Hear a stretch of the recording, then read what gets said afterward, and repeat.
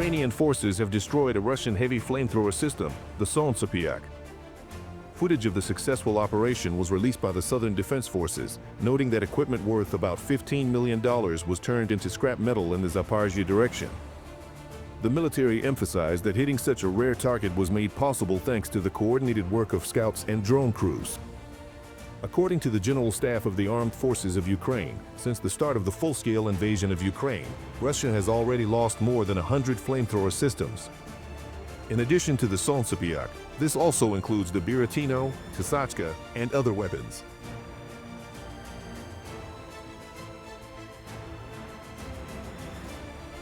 Since the beginning of the day, the General Staff of the Armed Forces of Ukraine has recorded 76 clashes.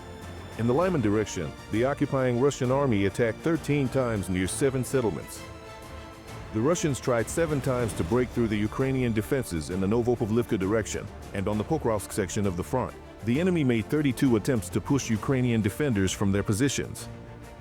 However, the defense forces are thwarting the occupying plans of the Russian troops. As experts note, the Ukrainian armed forces have not only stabilized the situation on the Pokrovsk section of the front, but have also advanced, liberating a number of settlements. They completely cleared Pokrovsk itself, because for a certain period there were still sabotage groups lying in ambush on the outskirts and near Pokrovsk, in 3 towns, villages, let's say. That's right, in the green zone. That's why a number of operations were carried out there. But in the south, the enemy is still trying to improve its position near Pokrovsk, ramping up its efforts. And yesterday, and through the night, active attacks continued. The enemy is still trying to reinforce this bridgehead with additional special forces and, accordingly, airborne troops. August was a decisive month for the Russian offensive, military analysts emphasize. And they predict that by October, the resources of the occupying forces will be exhausted, and the weather will no longer favor the active use of vehicles and motorcycles in assaults. That's why military experts are confident what is happening on the battlefield right now is the culmination of Russian actions, although there will still be attempts at offensives. Most likely, aside from the constantly highlighted areas of the front like Pokrovsk or Myrnogorsk, or Myrnograd, the enemy will soon try to attack us in the south of the Zaporizhzhia region. At the very least, Ukrainian intelligence is currently observing certain preparations by the enemy to carry out these plans. Russia lost 870 soldiers in just the past day in the war against Ukraine. These figures were announced by the General Staff of the Armed Forces of Ukraine. Overall, since the start of the full-scale invasion, the losses of Russian occupation forces have approached 1,077,000 people. Ukrainian defenders also destroyed nearly 50 artillery systems, 83 vehicles and special equipment units, 8 armored combat vehicles, and 1 enemy tank. 291 Russian drones were also shot down in Ukrainian airspace.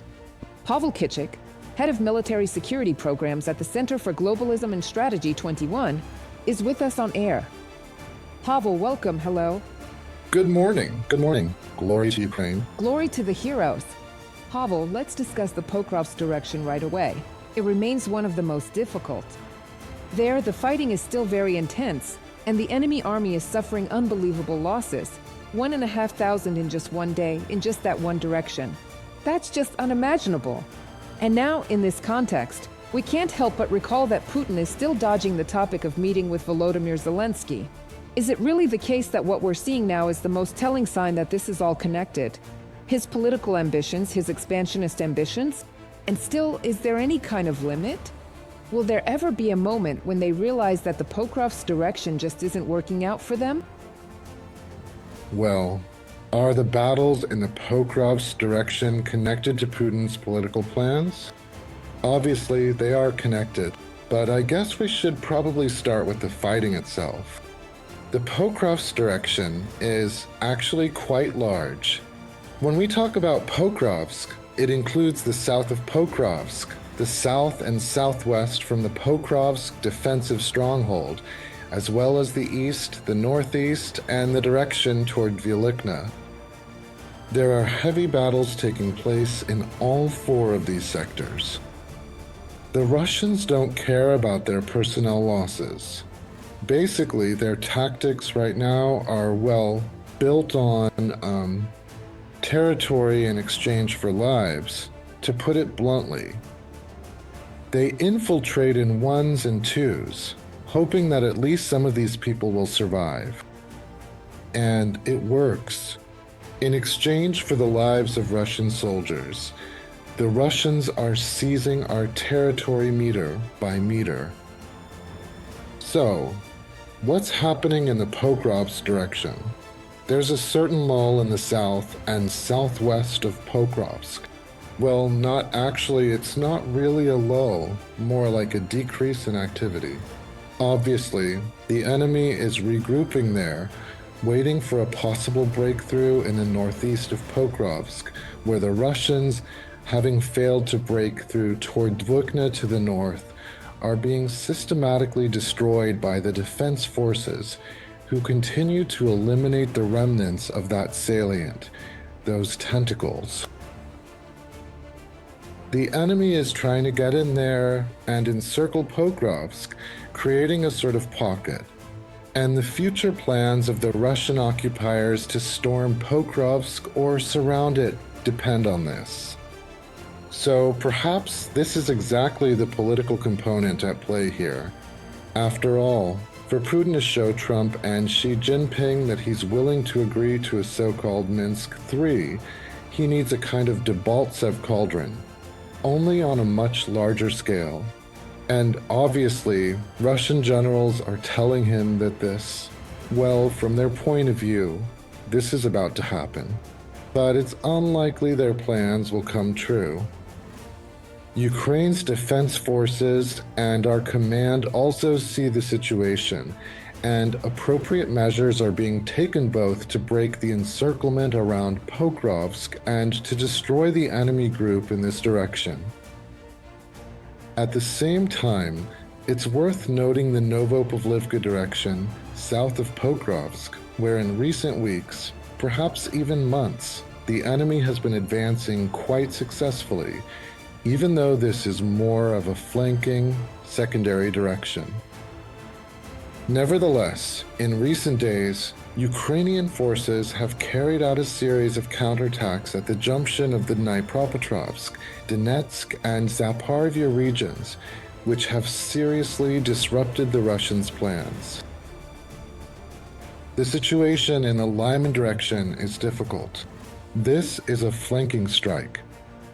It's essentially support, so to speak, for those Russian forces that are trying to advance from the Pokrovsk and Kramatorsk directions toward Kostiantynivka and further on to Kramatorsk.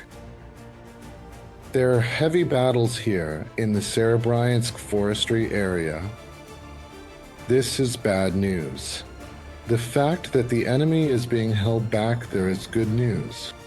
We can also mention Kupiansk, where the enemy is trying to encircle our forces defending the Kupiansk railway junction, and Kupiansk is a major logistical hub, important for us, and potentially just as important for the Russians, for their communications and logistics north to south.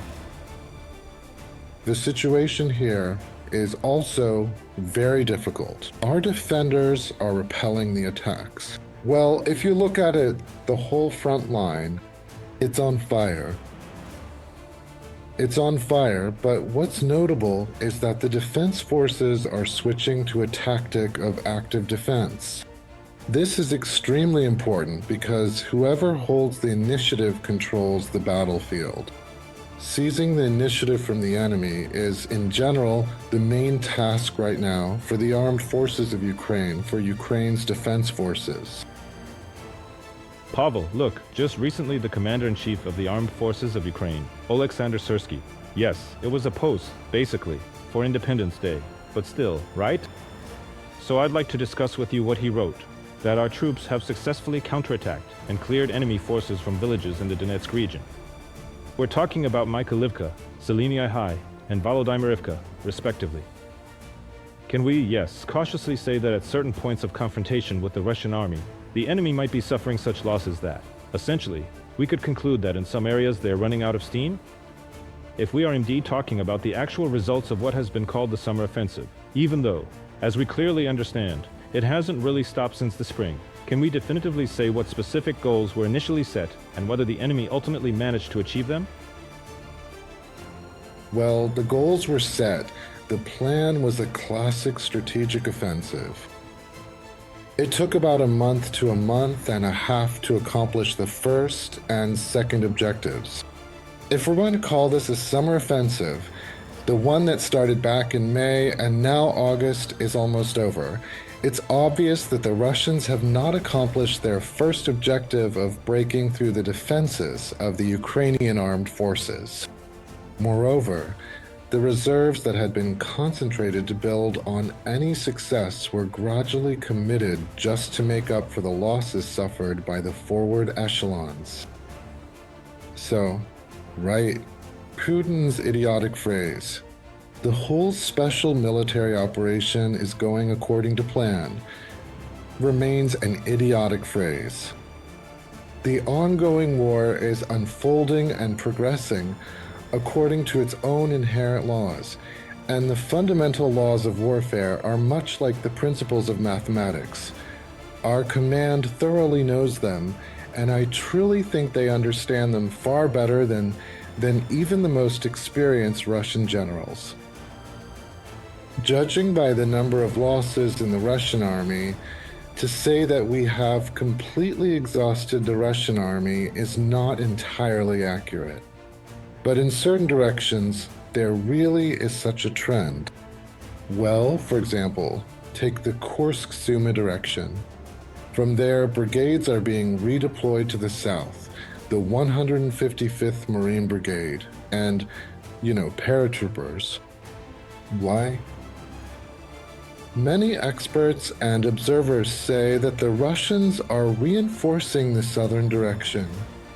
They are reinforcing it, yes, but they're doing so with battered units withdrawn from combat, most likely in order to try to restore their combat capability. Nevertheless, fresher forces and reserves are coming in to take their place, like the 810th Marine Brigade and an airborne division. The Russians do have reserves, but they're running out. And then there's weapons production. It's interesting to discuss this with you, but first, some information for our viewers. For the first time, Ukraine has officially unveiled the long-range modification of the Neptune cruise missile, known as the Long Neptune. It is capable of striking targets at distances of up to 1,000 kilometers. Its length exceeds 6 meters, which is 1.5 meters longer than the first version. And the central part of the body has also been increased in diameter to 50 centimeters, compared to 38 centimeters in the basic version. So the new missile is not only longer, but also bulkier, which is probably due to the need for a larger fuel capacity. However, of course, the official specifications have not been disclosed yet. There is only information that this missile is intended to strike ground targets. And indeed, it's not just about Neptune. Recently, there was talk about the Flamingo. They even found out the story behind its creation and why it's called that, because the missile was originally pink, but then the color was changed. But that's not the point. Indeed, weapons production in Ukraine is developing. Whether it's timely or late, nevertheless, this is happening now, and Ukraine is striking targets on Russian territory, military targets, with weapons of its own production.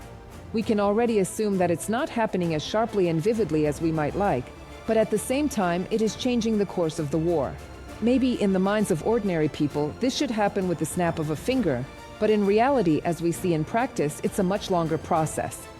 A long one, but we've been dealing with this since. Even back in September 2022, Generals Zaluzny and Zaporizhzhia published a programmatic article about what is the key in this war. At that time, they introduced a new term, a center of gravity in military operations.